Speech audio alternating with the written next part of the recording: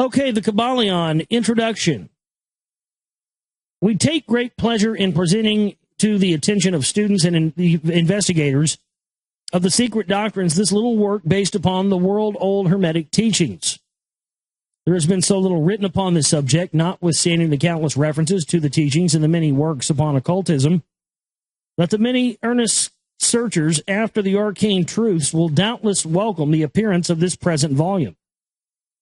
The purpose of this work is not the enunciation of any special philosophy or doctrine, but rather it is to give the students a statement of the truth that will serve to reconcile the many bits of occult knowledge that they may have acquired, but which are apparently opposed to each other, and which often serve to discourage and disgust the beginner in the study.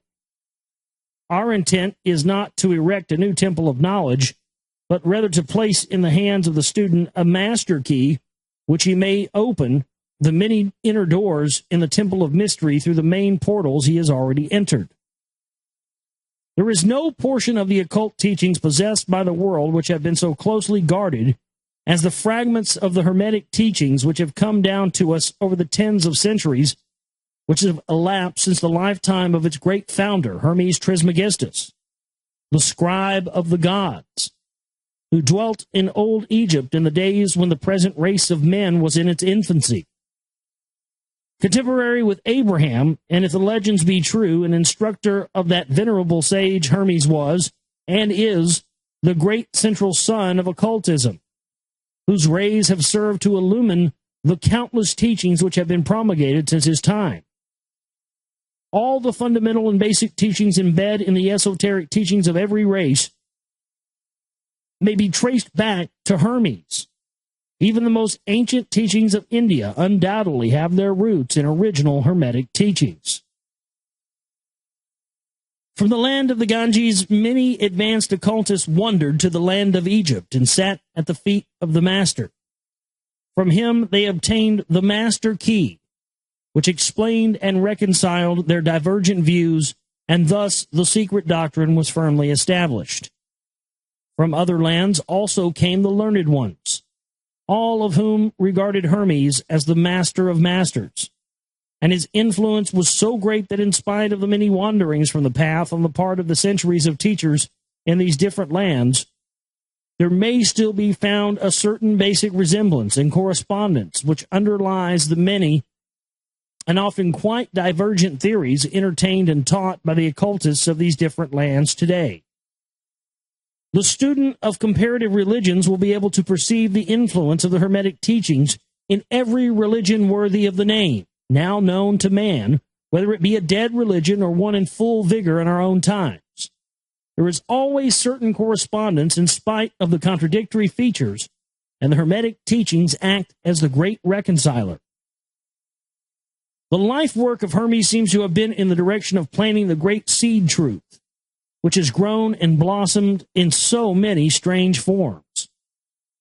Rather than to establish a school of philosophy which would dominate the world's thought, but nevertheless the original truths taught by him have been kept intact in their original purity by a few men each age, who, refusing great numbers of half-developed students and followers, followed the Hermetic custom and reserved their truth for the few who were ready to comprehend and master it. From lip to ear, the truth has been handed down among the few. There have always been a few initiates in each generation in the various lands of the earth who kept alive the sacred flame of the Hermetic teachings.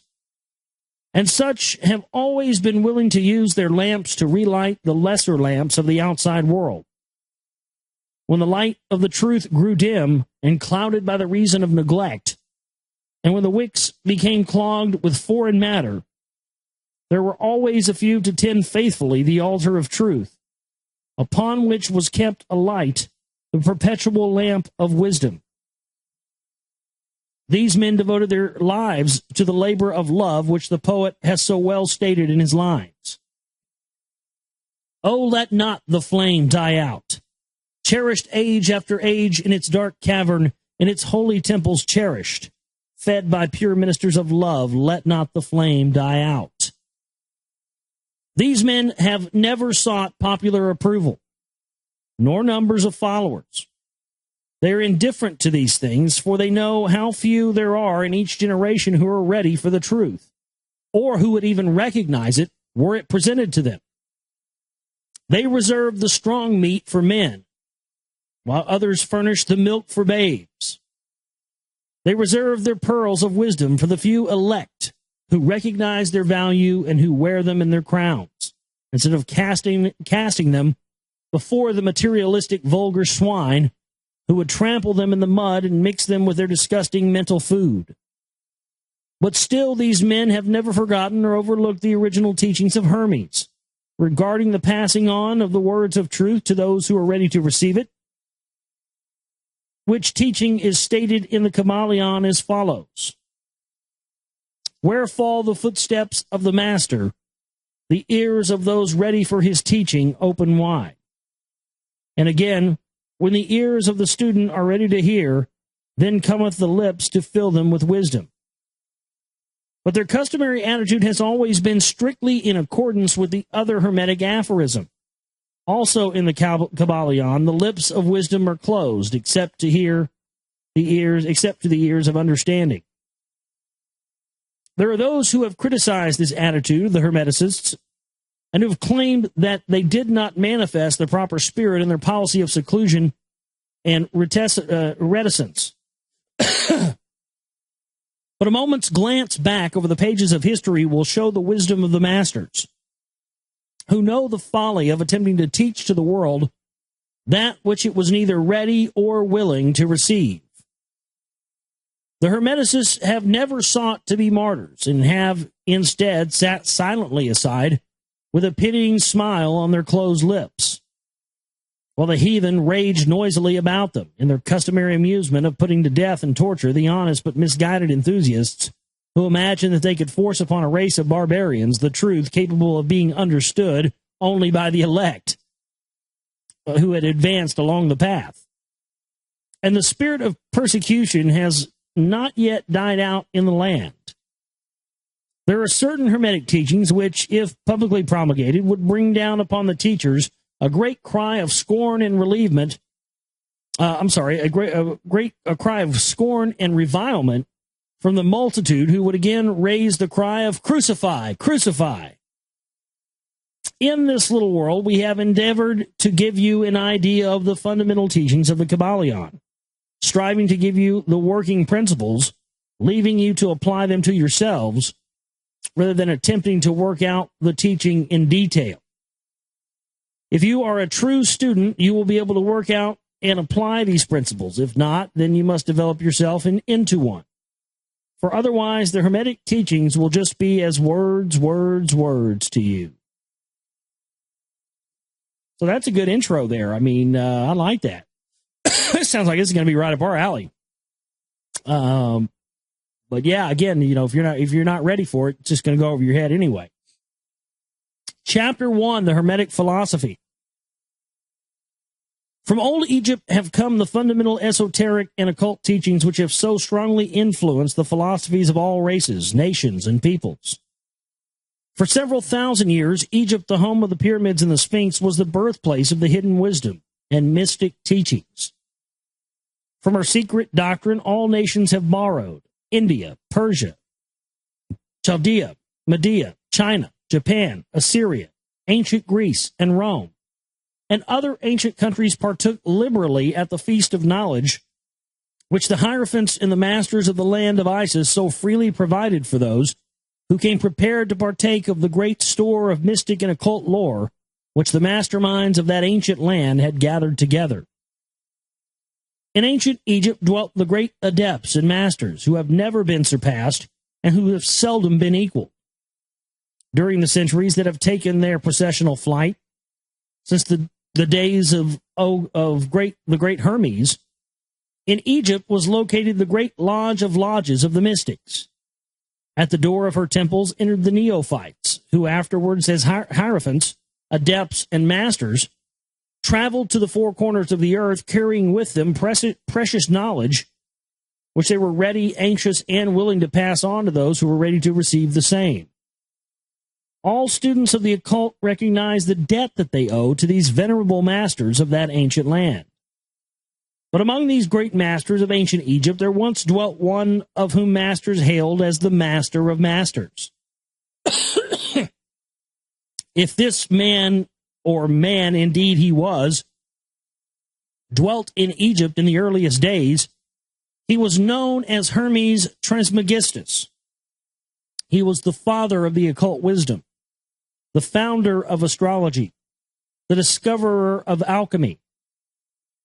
The details of his life story are lost to history, owing to the lapse of the years, though several of the ancient countries disputed with each other in their claims to the honor of having furnished his birthplace, and this thousands of years ago.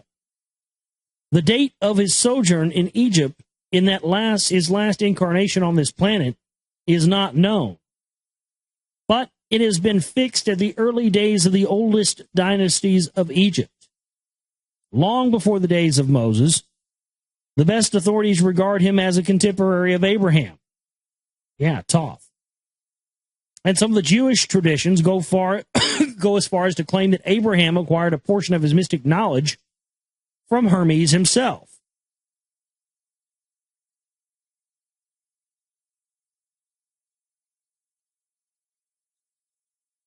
As the years rolled by after his passing from this plane of life, tradition recording that he lived 300 years in the flesh, the Egyptians defied Hermes and made him one of their gods under the name of Thoth. Years after, the people of ancient Greece, who made him one of their many gods, calling him Hermes, the god of wisdom, the Egyptians revered his memory for many centuries, yes, tens of centuries, calling him the scribe of the gods, and bestowing upon him distinctively the ancient title Trismegistus, which means the thrice great, the great great, the greatest great, the thrice born, etc. In all the ancient lands, the name of Hermes Trismegistus was revered, the name being synonymous with the fount of wisdom. Even to this day, we use the term hermetic in the sense of secret, sealed so that nothing can escape, etc. And this by reason of the fact that the followers of Hermes always observed the principle of secrecy in their teachings. They did not believe in casting pearls before swine, but rather held to the teaching milk for babes, meaning meat for strong men, both of which maxims are familiar to readers of the Christian scriptures, both of which have been used by the Egyptians for centuries before the Christian era. And this policy of careful dissemination of the truth has always characterized the Hermetics, even into the present day. The Hermetic teachings are to be found in all lands, among all religions, but never identified with any particular country, nor with any particular religious sect.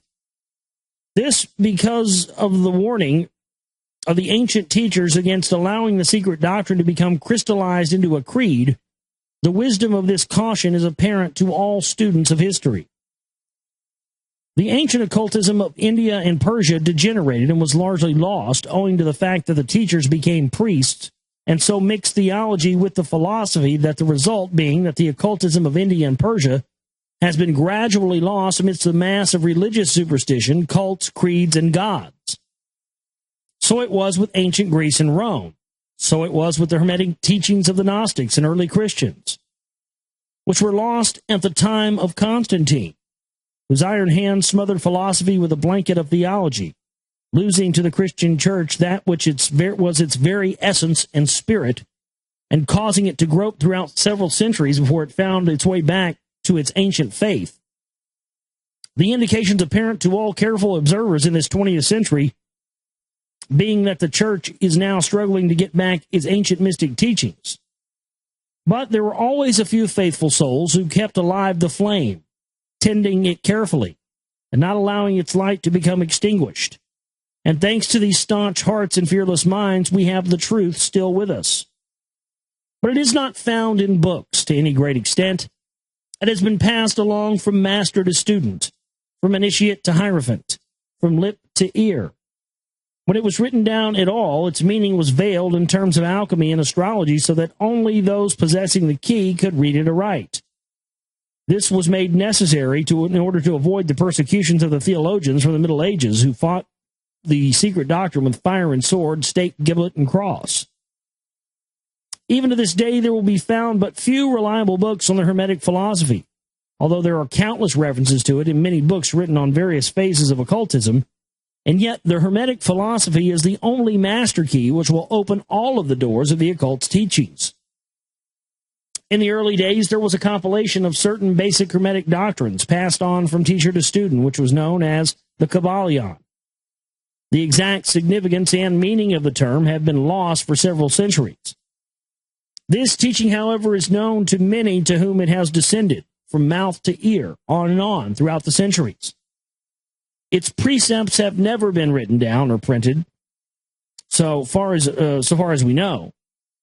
It was merely a collection of maxims, axioms, and precepts which were non-understandable to outsiders, but which were readily understood by students after the axioms, maxims, and precepts had been explained and exemplified by the Hermetic initiates to their neophytes.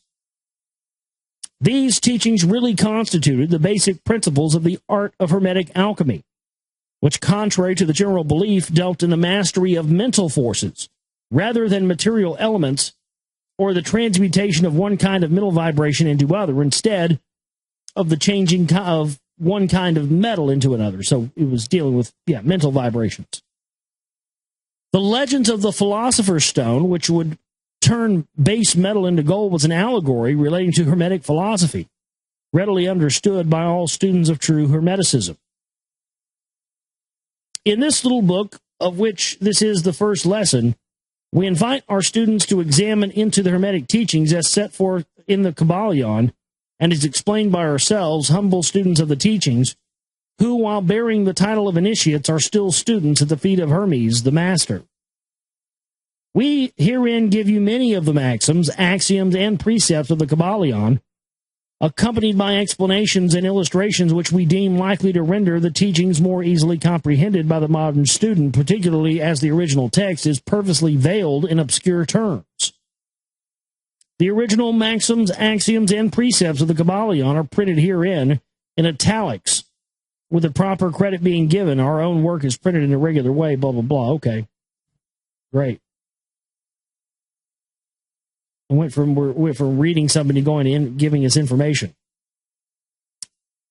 So that, according to the teachings, the passage of this book to those ready for the instruction will attract the attention of such as are prepared to receive the teaching.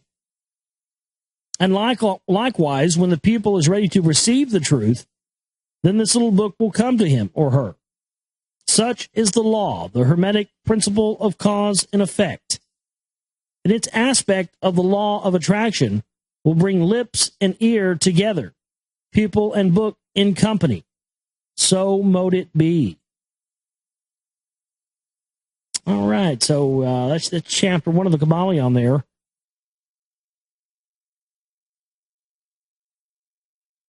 Let's get into the Kybalion, chapter 2 here for you tonight, the 7 Hermetic Principles. The principles of truth are 7. He who knows these understandingly possesses the magic key before whose touch all the doors of the temple fly open.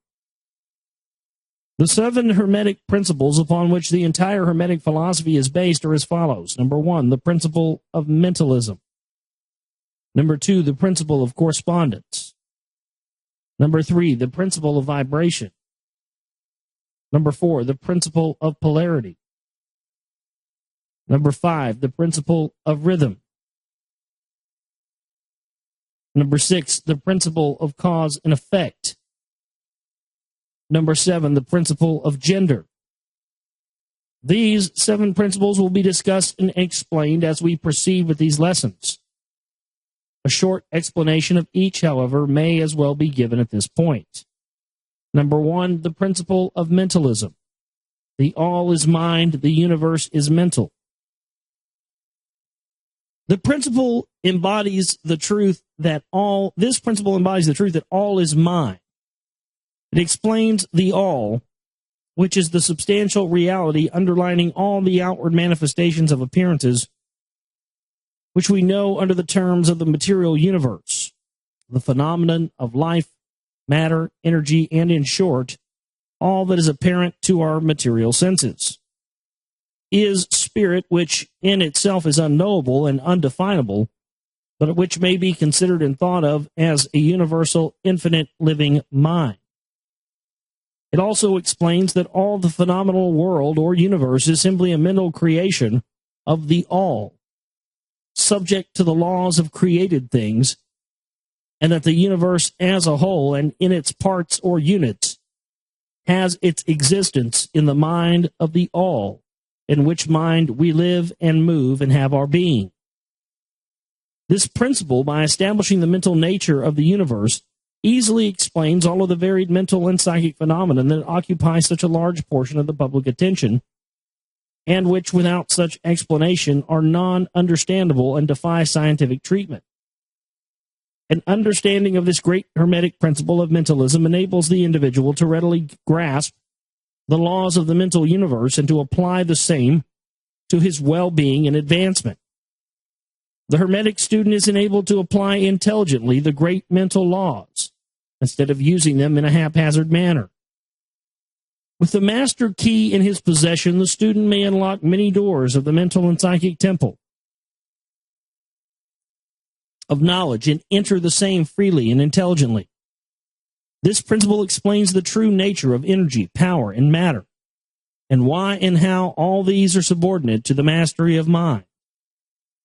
One of the old Hermetic masters wrote long ages ago, "He who grasps the truth of the mental nature of the universe is well advanced on the path to mastery."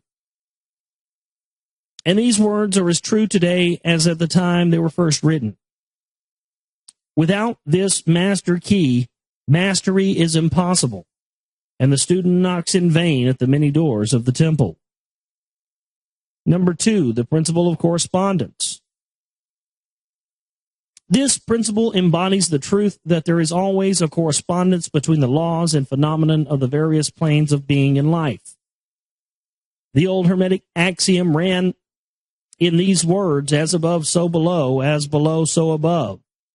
And the grasping of this principle gives one the means of solving many a dark paradox and hidden secret of nature. And indeed, say that's true. That's one to me. That's one of the secret ways of finding out. That's the whole thing. You can find out what's going on. It's like if you see something going on in a small scale, then that means it's somewhere. There's a good chance it's going on a large scale somewhere else. And that's where it makes you go, "Oh, wow." Huh. There are planes beyond our knowing. But when we apply the principle of correspondence to them, we are able to understand much that would otherwise be unknowable to us. This principle is of universal application and manifestation on the various planes of the material, mental, and spiritual universe. It is a universal law. The ancient Hermeticists considered this principle as one of the most important mental instruments by which man was able to pry aside the obstacles which hid from view the unknown. Its use even tore aside the veil of Isis, to the extent that a glimpse of the face of the goddess might be caught. Just as a knowledge of the principles of geometry enables man to measure distant suns and their movements while seated in his observatory, so a knowledge of the principle of correspondence enables man to reason intelligently from the known to the unknown. Studying the monad, he understands the archangel. Number 3, the principle of vibration. This principle embodies the truth that everything is in motion. Everything vibrates. Nothing is at rest. Facts which modern science endorses and which each new scientific discovery tends to verify, and yet this Hermetic principle was enunciated thousands of years ago by the masters of ancient Egypt. This principle explains that the differences between different manifestations of matter, energy, mind, and even spirit result largely from varying rates of vibration, from the all, which is pure spirit, down to the grossest form of matter. All is in vibration. The higher the vibration, the higher the position in the scale. The vibration of spirit is at such an infinite rate of intensity and rapidity that it is practically at rest, just as the rapidly moving wheel seems to be motionless. And at the other end of the scale, there are gross forms of matter whose vibrations are so low as to seem at rest. Between these poles, there are millions upon millions of varying degrees of vibration. From corpuscle to electron, atom and molecule, to worlds and universes, everything is in vibratory motion. This is also true on the planes of energy and force, which are but varying degrees of vibration, and also on the mental planes, whose states depend upon vibrations. That's where the term vibes comes from. Oh, I don't know, man. I got a bad vibe about that. Vibe is vibration. When you get a vibe from something, you're feeling the vibration of that, whether it be negative or positive. That's a real term. That's where it comes from. And even on to the spiritual planes. An understanding of this principle with the appropriate formulas enables Hermetic students to control their own mental vibrations as well as those of others. The masters who apply this principle to conquering of natural phenomena in various ways. He who understands the principle of vibration has grasped the scepter of power, says one of the old writers. Number 4, the principle of polarity. This principle embodies the truth that everything is dual. Everything has two poles. Everything has its pair of opposites, all of which were old Hermetic axioms. It explains the old paradoxes that have perplexed so many, which have been stated as follows. Thesis and antithesis. Thesis and antithesis are identical in nature, but different in degree. Opposites are the same, differing only in degree. The pairs of opposites may be reconciled. Extremes meet. Everything is and isn't at the same time. All truths are but half-truths. Every truth is a half false. There are two sides to everything, etc., etc. It explains that in everything there are two poles or opposite aspects, and that opposites are really only the two extremes of the same thing, with many varying degrees between them. To illustrate heat and cold, although opposites are really the same thing, the differences consisting merely of degrees of the same thing. Look at your thermometer and see if you can discover where heat terminates and cold begins. There is simply no such thing as absolute heat or absolute cold. The two terms heat and cold simply indicate varying degrees of the same thing, and that same thing which manifests as heat and cold is merely a form, a variety, and a rate of vibration. So heat and cold are simply the two poles of that which we call heat, and the phenomena attendant thereupon are manifestations of the principle of polarity. The same principle manifests in the case of light and darkness, which are the same thing, the difference consisting of varying degrees between the two poles of the phenomena. Where does darkness leave off and light begin? What is the difference between large and small, between hard and soft, between black and white, between sharp and dull, noise and quiet, high and low, positive, negative? The principle of polarity explains these paradoxes, and no other principle can supersede it. The same principle operates on the mental plane. Let us take a radical and extreme example of love and hate. Two mental states apparently totally different, and yet there are degrees of hate and degrees of love, and a middle point in which we use terms like or dislike, which shade into each other so gradually that sometimes we are at a loss to know whether we like or dislike or neither. And all are simply degrees of the same thing, as you will see if you will think but a moment. And more than this, and considered, that doesn't make any sense. And all are simply degrees of the same thing, as you will see if you will but think a moment. And more than this, and considered of more importance by the Hermeticists, it is possible to change the vibrations of hate to the vibrations of love in one's own mind and in the minds of others.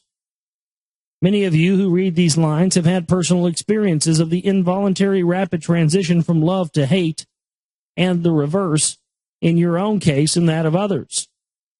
And you will therefore realize the possibility of this being accomplished by the use of the will, by the means of the Hermetic formulas. good and evil, but are the poles of the same thing, and the Hermeticist understands the art of transmuting good into evil by means of an application of the principle of polarity. In short, the art of polarization becomes a phase of mental alchemy, known and practiced by the ancient and modern Hermetic masters. An understanding of the principle will enable one to change his own polarity as well as that of others, if he will devote the time and study necessary to master the art. Number 5, the principle of rhythm. This principle embodies the truth that in everything there is manifested a measured motion, to and fro, a flow and inflow, a swing backward and forward, a pendulum-like movement, a tide-like ebb and flow, a high tide and low tide between the two poles which exist in accordance with the principle of polarity described a moment ago. There is always an action and a reaction, an advance and a retreat, a rising and a sinking. This is in the affairs of the universe, suns, worlds, men, animals, mind, energy, and matter. This law is manifest in the creation and destruction of worlds, in the rise and fall of nations, in the life of all things, and finally in the mental states of man. And it is with this latter that the Hermeticists find the understanding of the principle most important. The Hermeticists have grasped this principle, finding its universal application, and have also discovered certain means to overcome its effects in themselves by the use of the appropriate formulas and methods. They apply the mental law of neutralization. They cannot annul the principle or cause it to cease its operation, but they have learned how to escape its effects upon themselves to a certain degree, but depending upon the mastery of the principle. They have learned how to use it instead of being used by it. In this and similar methods consist the art of Hermeticists. The master of Hermetics polarizes himself at the point at which he desires to rest, and then neutralizes the rhythmic swing of the pendulum, which would tend to carry him to the other pole. All individuals who attain any degree of self-mastery do this to a certain degree, more or less unconsciously. But the master does this consciously, and by the use of his will, and attains a degree of poise and mental firmness almost impossible of belief on the part of the masses who are swung backward and forward like a pendulum.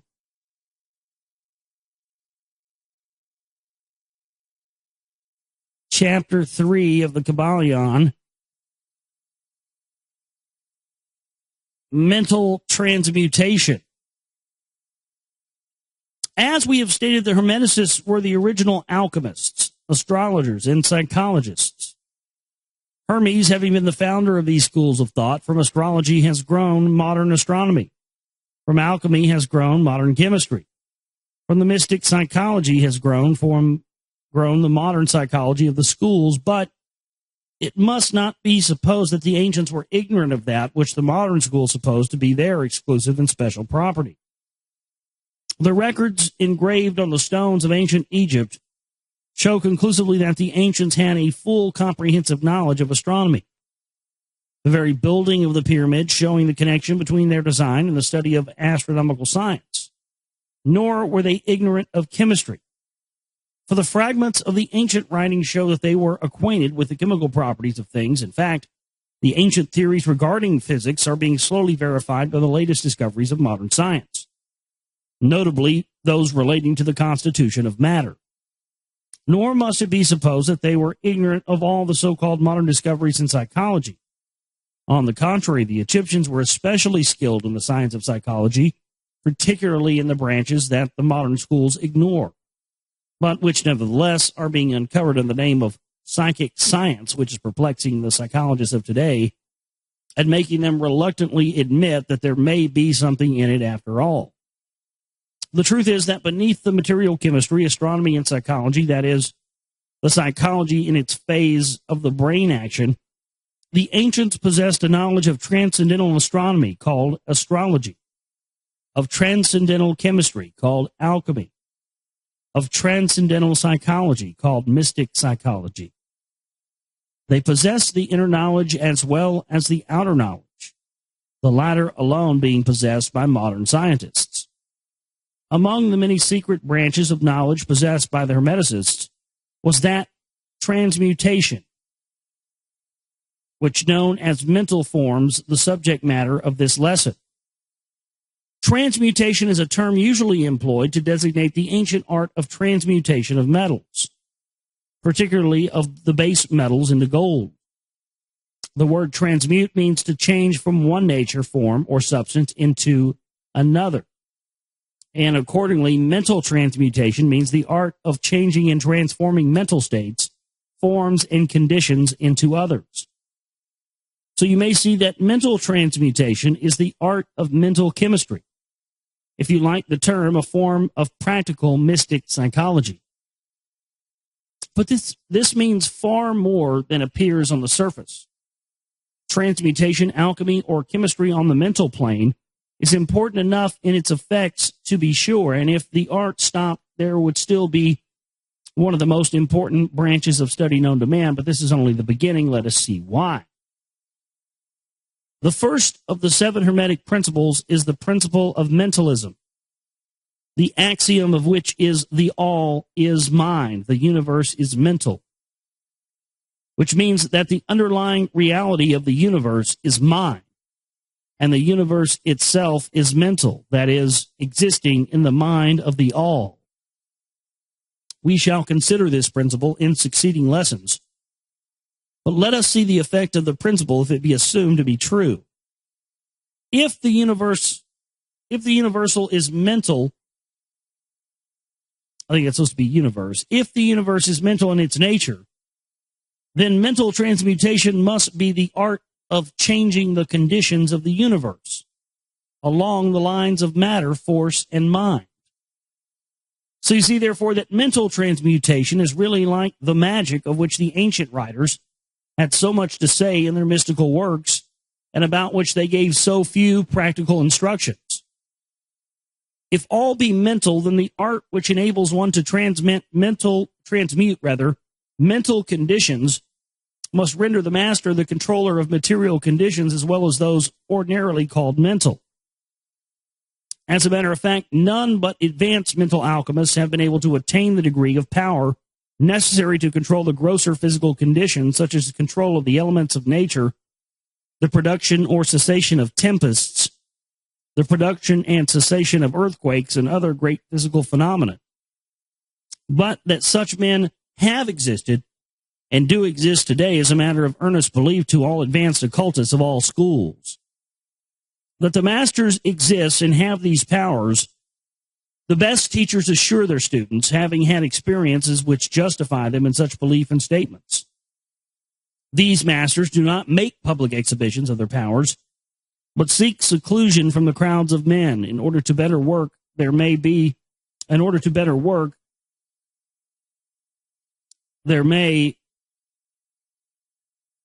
just so much bad grammar in some of these books. In order to better work, there may along the path of attainment, whatever that means. We mention their existence at this point merely to call your attention to the fact that their power is entirely mental and operates along the lines of the higher mental transmutation of the Hermetic principle of mentalism. But students and Hermeticists of lesser degree than masters, the initiates and teachers, are able to freely work along the mental plane in mental transmutation. In fact, all that we call psychic phenomena, mental influence, mental science, and new thought phenomena, etc., operates along the same general lines, for there is but one principle involved, no matter by what name the phenomenon be called. The student and practitioner of mental transmutation works among the mental plane, transmuting mental conditions, states, etc., into others according to various formulas. The various treatments, affirmations, denials, etc. of the schools of mental science are but formulas, often quite imperfect and unscientific, of the Hermetic art. The majority of modern practitioners are quite ignorant compared to the ancient masters, for they lack the fundamental knowledge upon which the work is based. Not only may the mental states of oneself be changed or transmuted by Hermetic methods, but also the states of others may be and are constantly transmuted in the same way, usually unconsciously, but often consciously by some understanding the laws and principles in cases where the people affected are not informed of the principles of self-protection.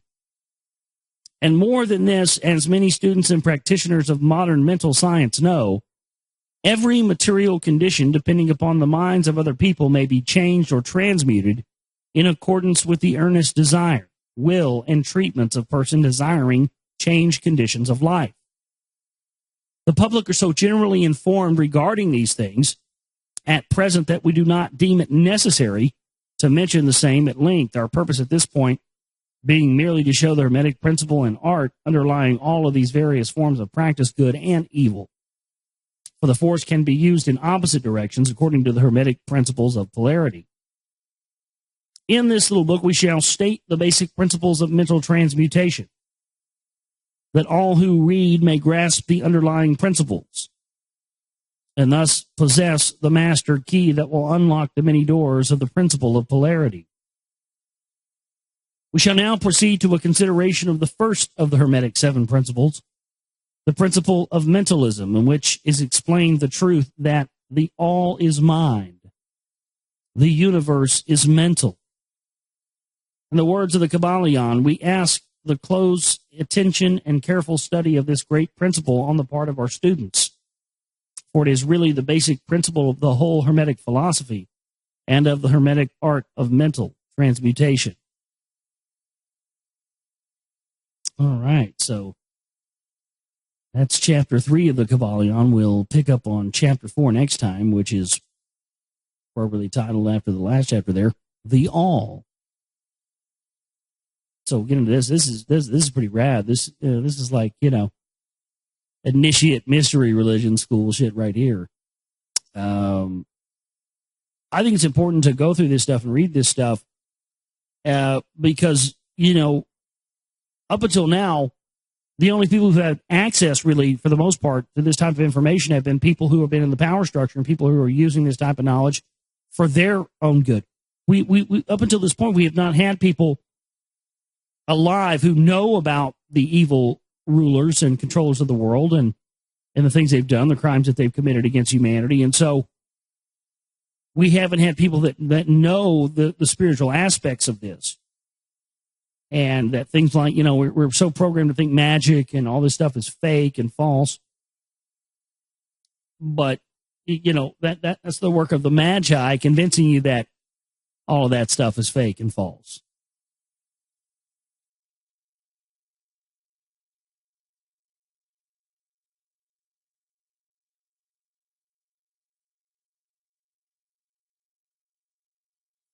Kybalion for you here tonight. Chapter 4, The All.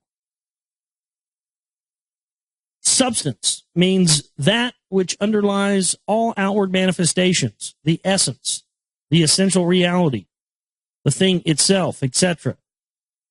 Substantial means actually existing, being the essential element, being real. Reality means the state of being real, true, enduring, valid, fixed, permanent, actual, etc.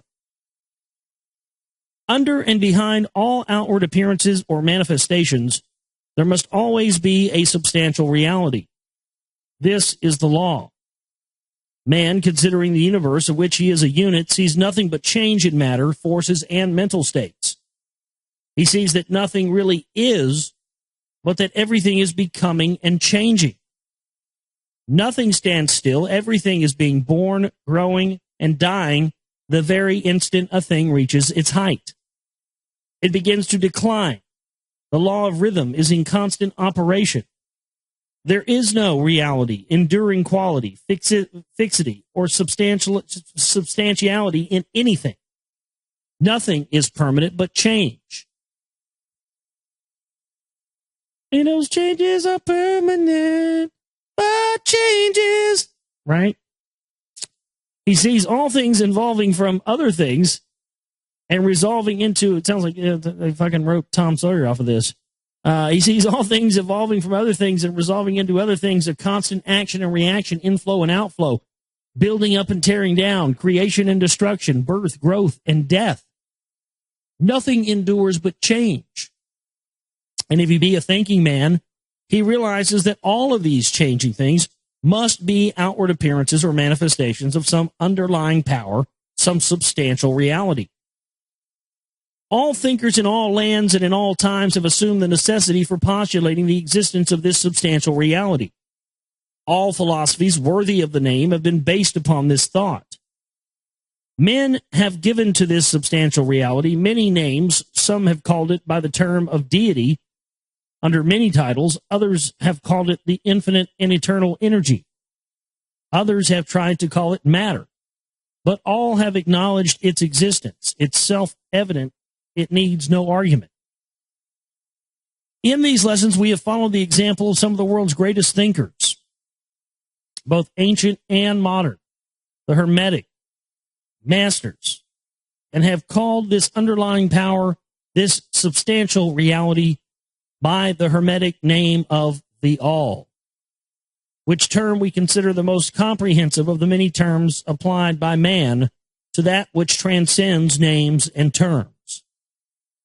We accept and teach the view of the great Hermetic thinkers of all times, as well as of those of illuminated souls who have reached higher planes of being, both of whom assert that the inner nature of the All is unknowable. This must be so, for not by the All itself can comprehend its own nature and being. The Hermeticists believe and teach that the All in itself is and must ever be unknowable. They regard all the theories, guesses, and speculations of the theologians and metaphysicians regarding the inner nature of the All as but the childish efforts of mortal minds to grasp the secret of the infinite. Such efforts have always failed and will always fail from the very nature of the task. One pursuing such inquiries travels around and around in the labyrinth of thought until he is lost to all sane reasoning, action, or conduct, and is utterly unfitted for the work of life. He is like the squirrel which frantically runs around and around the circling treadmill wheel of his cage, traveling ever and yet reaching nowhere, at the end a prisoner still, standing just where he started. And still more presumptuous are those who attempt to describe or ascribe the All, the personality, qualities, properties, characteristics, and attributes of themselves, ascribing to the All the human emotions, feelings, and characteristics, even down to the pettiest qualities of mankind, such as jealousy, susceptibility to flattery and praise, desire for offerings and worship, and all the other survivals from the days of the childhood of the race. Such ideas are not worthy of grown men and women and are rapidly being discarded. At this point, it may be proper for me to state that we may make a distinction between religion and theology. Let me get a drink here. Between philosophy and metaphysics. Religion to us means that intuitional realization of the existence of the All and one's relationship to it, while theology means the attempts of men to ascribe personality, qualities, and characteristics to it, their theories regarding its affairs, will, desire, plans, and designs, and their assumption of the office of middlemen between the All and the people. And philosophy to us means the inquiry after the knowledge of things knowable and unthinkable, while metaphysical means the attempt to carry the inquiry over and beyond the boundaries and into regions unknowable and unthinkable, and with the same tendency as that of theology. And consequently, both religion and philosophy mean to us things having roots in reality, while theology and metaphysics seems like broken reeds, rooted in the quicksands of ignorance and affording naught but the most insecure support for the mind or soul of man. We do not insist upon our students accepting these definitions. We mention them merely to show our position. At any rate, you shall hear very little about theology and metaphysics in these lessons. But while the essential nature of the all is unknowable, there are certain truths connected with its existence which the human mind finds itself compelled to accept. And an examination of these reports form a proper subject of inquiry, particularly as they agree with the reports of the illumined on higher planes. And to this inquiry we now invite you. That which is the fundamental truth, the substantial reality, is beyond true naming, but the wise men call it the all. In its essence, the all is unknowable. The human reason, whose reports we must accept so long as we think it all, informs us as follows regarding the all, and that without attempting to remove the veil of the unknowable. Number one, the all must be all that really is. There can be nothing existing outside of the all, else the all would not be the all. Number two, the all must be infinite, for there is nothing else to define, confine, bound, limit, or restrict the all. It must be infinite in time, or eternal. It must have always continuously existed, for there is nothing else to have ever created it. And something can never evolve from nothing. And if it had ever not been, even for a moment, it would not be now. It must continuously exist forever, for there is nothing to destroy it, and it can never not be, even for a moment, because something can never become nothing. It must be infinite in space. It must be everywhere. For there is no place outside of the all that it cannot be otherwise than continuous in space, without break, cessation, separation, or interruption. For there is nothing to break, separate, or interrupt its continuity, and nothing with which to fill in the gaps. It must be infinite in power, or absolute, for there is nothing to limit, restrict, restrain, confine, disturb, or condition it. It is the subject to no other power, for there is no other power. Number three, the all must be immutable, or not subject to change in its real nature, for there is nothing to work. There is nothing to work changes upon, nothing to which it could change, nor from which it could have changed. It cannot be added to, nor subtracted from, increased nor diminished, nor become greater or lesser in any respect whatsoever. It must have always been and must always remain just what it is now, the all. There has never been, it is not now, and never will be anything else to which it can change. The all being infinite, absolute, eternal, and unchangeable, it must follow that anything finite, changeable, fleeting, and conditioned cannot be the all, as there is nothing outside of the all. In reality, then, any and all such finite things must be as nothing in reality. Now, do not become befogged nor frightened. We are not trying to lead you to the Christian Science field under the cover of Hermetic philosophy. There is a reconciliation of this apparently contradictory state of affairs. Be patient, we will reach it in time. We see around us that which is called matter, which forms the physical foundation for all forms. Is the all merely matter? Not at all. Matter cannot manifest life or mind. And as life and mind are manifested in the universe, the all cannot be matter. For nothing rises higher than its own source. Nothing is ever manifested in an effect that is not in the cause. Nothing is evolved as a consequence that is not involved as an antecedent. And then modern science informs us that there is really no such thing as matter, that what we call matter is merely interrupted energy or force, that is, energy or force at a low rate of vibration. As a recent writer has said, matter has melted into mystery. Even material science has abandoned the theory of matter and now rests upon the basis of energy. Then is the all mere energy or force? Not energy or force as the materialists use the terms, for their energy and force are blind, mechanical things, devoid of life or mind. Life and mind can never evolve from blind energy or force. For the reason given a moment ago, Nothing can rise higher than its source. Nothing is evolved unless it is involved. Nothing manifests in the effect unless it is in the cause. And so the all cannot be mere energy or force. For if it were, then there would be no such thing as life and mind in existence. And we know better than that, for we are alive and using mind to consider this very question. And so are those who claim that energy or force is everything. What is there then higher than matter or energy that we know to be existent in the universe? Life and mind.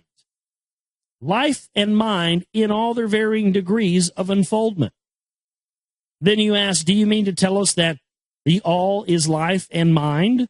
Yes and no is our answer. If you mean life and mind as we poor petty mortals know them, we say no. The all is not that. But what kind of life and mind do you mean, you ask? The answer is living mind. As far above that which mortals know by those words, as life and mind are higher than mechanical forces or matter, infinite, living mind, as compared to finite life and mind, we mean that which the illumined souls mean when they reverently pronounce the word spirit. The all is infinite living mind. The illumined call it spirit. So that's the end of chapter 4 at the end of chapter 18 there. So we'll pick up next time, chapter 5, the mental universe. The mental universe. The universe is mental, held in the mind of the all. Interesting stuff there, yeah. Kybalion. Not sure what they're driving out here, what they're trying to convince us of with this. It does seem like it has an agenda to it, but yeah, good, interesting stuff. You know, like I said, you know, I don't always agree with everything I read, but I do like to read some of this stuff, especially, you know, any texts I can get my hands on that come from mystery schools or, you know, secret society, something like that. I mean, I'm way into that. I'm way into reading that on air because, you know, it's like one of those things where we need to get this stuff out there. This needs to be documented. This needs to be on the record, you know, because there just hasn't been enough people like myself doing this, reading this stuff out. And, you know, a lot of people I think are running around with opinions and judgments on a lot of things that they think they know a lot about, which they've never even bothered to study or read. I see that a lot in the quote-unquote research community. Sad thing about the research community is there's not a lot of research going on. It need more people doing it. But definitely salute those of you out there that are doing it. That's for sure. And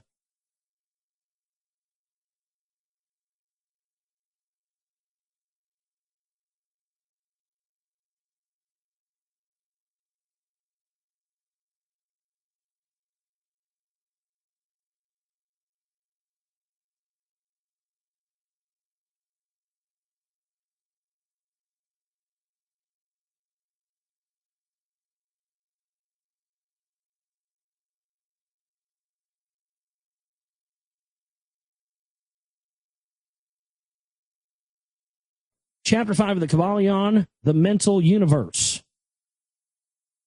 The all is spirit. But what is spirit? This question cannot be answered for the reason that its definition is practically that of the all, which cannot be explained or defined. Spirit is simply a name that men give to the highest conception of infinite living mind. It means the real essence. It means living mind.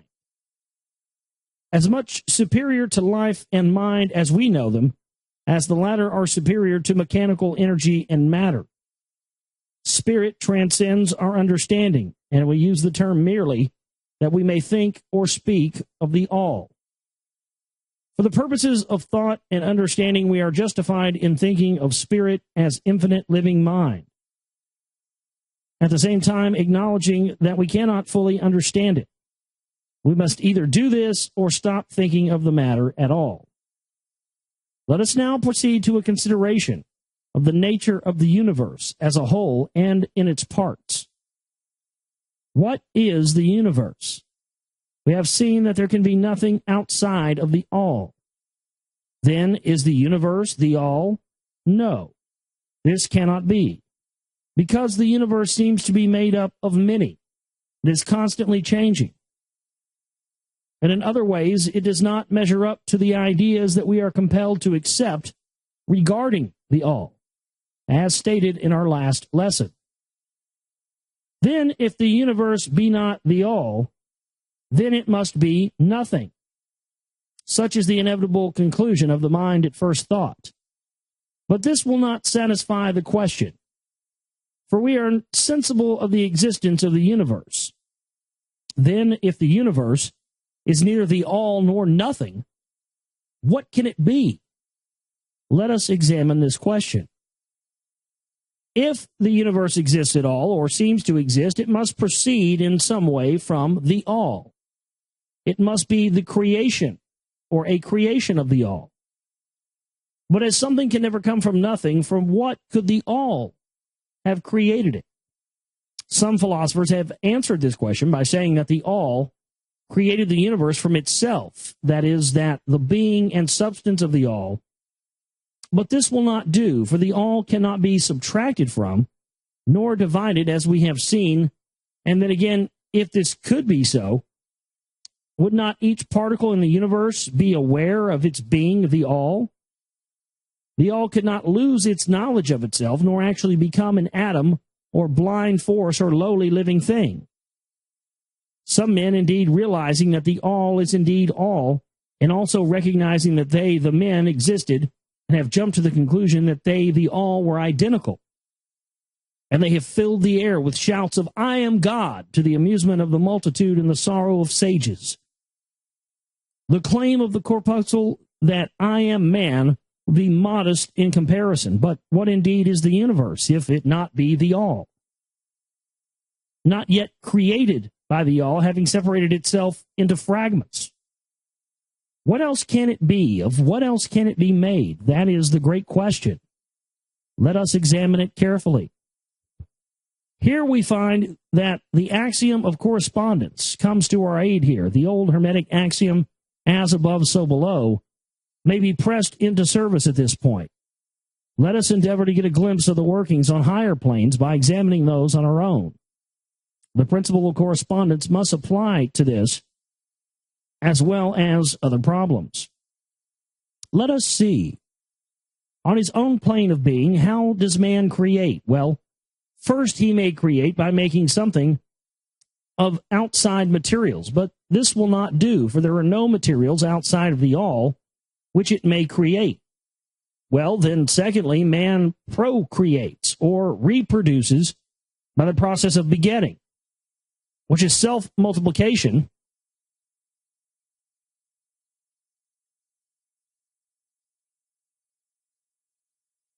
Self-multiplication accomplished by transferring a portion of his substance to his offspring.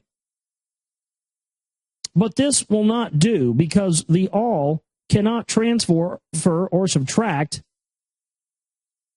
a portion of itself, nor can it reproduce or multiply itself in the first place.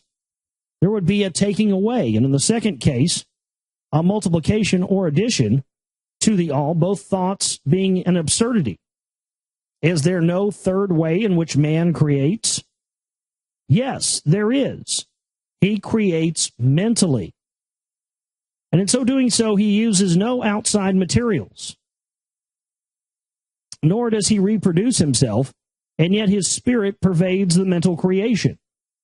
Following the principle of correspondence, we are justified in considering that the all creates the universe mentally in a manner akin to the process whereby man creates mental images. And here is where the report of reason tallies precisely with the report of the illumined. As shown by their teachings and writings, such are the teachings of the wise men. Such was the teaching of Hermes.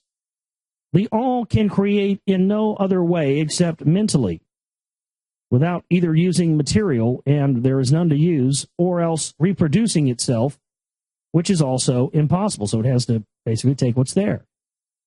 There is no escape from this conclusion of the reason, which, as we have said, agrees with the highest teachings of the illumined.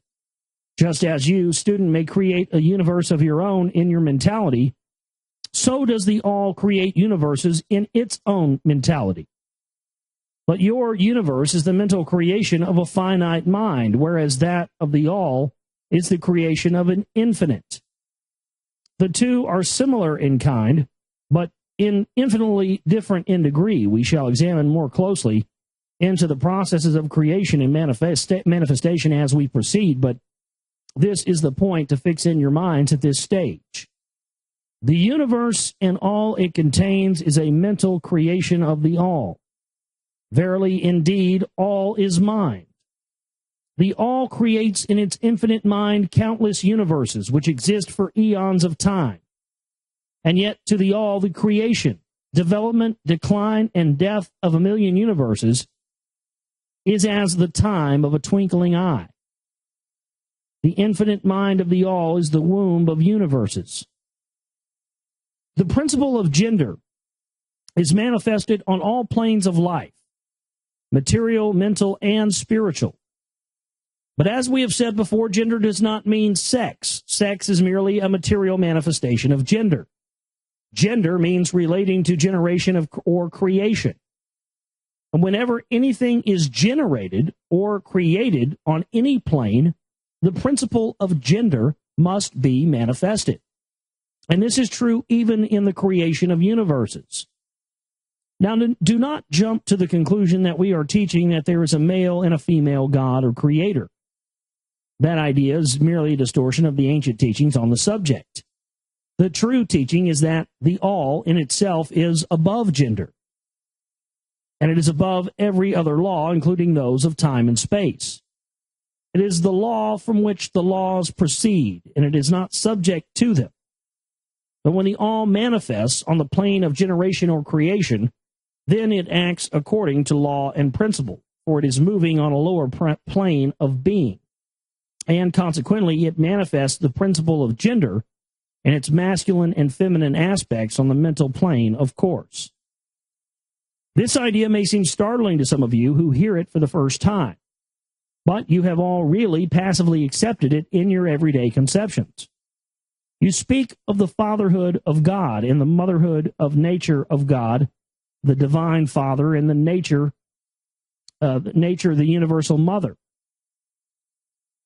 and thus have instinctively acknowledged the principle of gender in the universe. Is this not so? But the Hermetic teaching does not imply a real duality. The all is one. The two aspects are merely aspects of manifestation. The teaching is that the masculine principle manifested by the all stands in a way apart from the actual mental creation of the universe. It projects its will toward the feminine principle, which may be called nature, whereupon the latter begins the actual work of the evolution of the universe from simple centers of activity on to man and then on to still higher, all according to well-established and firmly enforced laws of nature. If you prefer the old figures of thought, you may think of the masculine principle as God, the Father, and of the feminine principle as nature, the universal mother, from whose womb all things have been born. This is more than a mere poetic figure of speech. It is an idea of the actual process of the creation of the universe. But always remember that the all is but one, and that in its infinite mind the universe is generated, created, and exists. It may help you to get the proper idea if you will apply the law of correspondence to yourself and your own mind.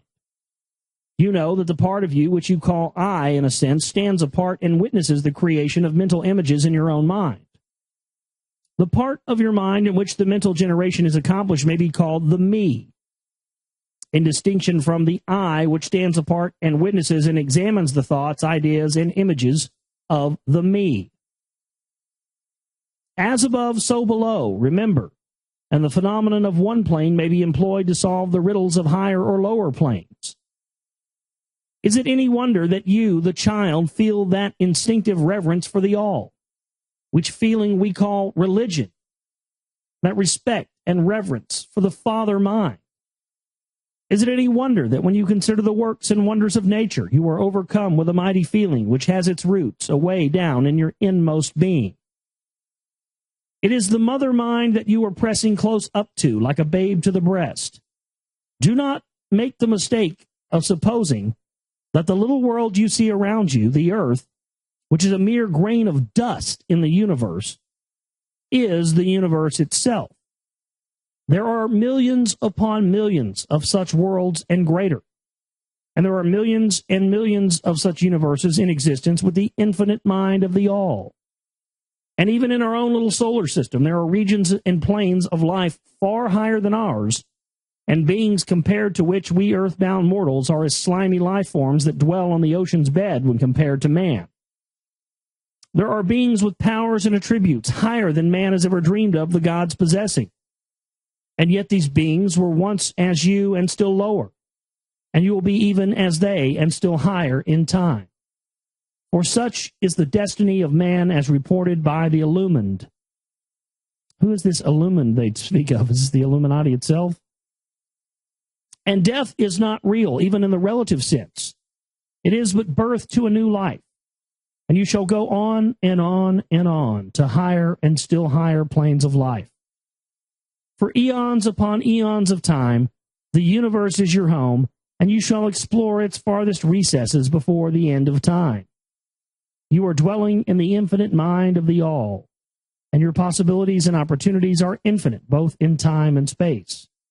And at the end of the grand cycle of eons, when the all shall draw back into itself all of its creations, you will go gladly. For you will then be able to know the whole truth of being, at one with the all. Such is the report of the illumined, those who have advanced well along the path. And in the meantime, rest calm and serene. You are safe and protected by the infinite power of the Father, Mother, Mind.